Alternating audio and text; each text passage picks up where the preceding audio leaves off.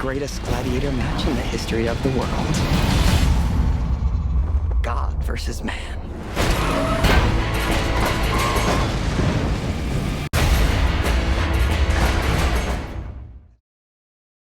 You're back as Superman. Yes. There's been a bit of an evolution in your character, a bunch of times passed. Mm-hmm. Gone as the novice that we saw in Man of Steel, but what's kind of come about as a character that's got a different set of vulnerability, it feels like. Oh, it's interesting you say gone as the novice. The novice may be gone, but the amateur is still very much there. It's only his second outing against any kind of real challenge as far as a superhero is concerned. And the saddest thing for Superman in this scenario is that he doesn't even know that he's fighting until he's in the thick of it.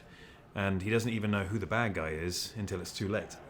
And in that, you see an interesting psychology to Superman. You get to understand what it's like for him to want to do everything right, to want to save everyone, to not be able to, and not only have that hurt him, but for people to accuse him of doing evil on top of that. And that's a particular sting, and we see him learning about that side of humans and how that is something he may just have to deal with.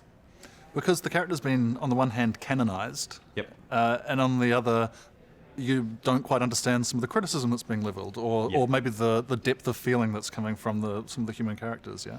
Canonized and demonized. Yeah, exactly. It's a sad state of affairs for Superman, but he was prepared to a degree by his father, who said the world will fear you. But when we see him, as I say, accused of evil, he, I don't think, was fully prepared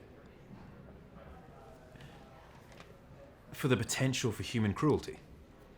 He knew that humans had certain negative qualities, but he didn't realize it was so deliberate sometimes, and that so much had come from fear. You've got a grasp on a lot of good human things, though, like hopping in the bath with your missus. Yeah. And humans can do some things right. Those domestic moments are really interesting as the film picks up and clues you in that all the stuff's happened in the preceding 18 months. Yes. What we see between Lois and Kal-El, or Clark, is the development of a relationship, which is going to be tricky anyway, because relationships are hard. But in this case, he happens to be a superpowered alien, and she happens to be a particularly nosy reporter who puts herself in trouble all the time, and he has to go around saving her, and she doesn't always appreciate that necessarily. It's good, though, that you've actually got a functioning relationship, and the story isn't trying to preserve the mystery of Lois not knowing who Superman is, which would be rather absurd. On the other hand, though, Perry White has taken 18 months and is still, it's a joke in the film, but Perry White's still not really can't work out what Clark Kent's up to when he's not at work. Like, does he think you're outside having a fag, or? Yeah, maybe he just thinks he's lazy. Yeah, he's got such an aggressive personality towards people not doing their job. That's all he's focused on. It's a tough environment out there. There's a long unemployment line. I mean, I think you could easily get rid of this photographer who's not at work 100%. Right. Or maybe he is fully aware. He's just playing dumb.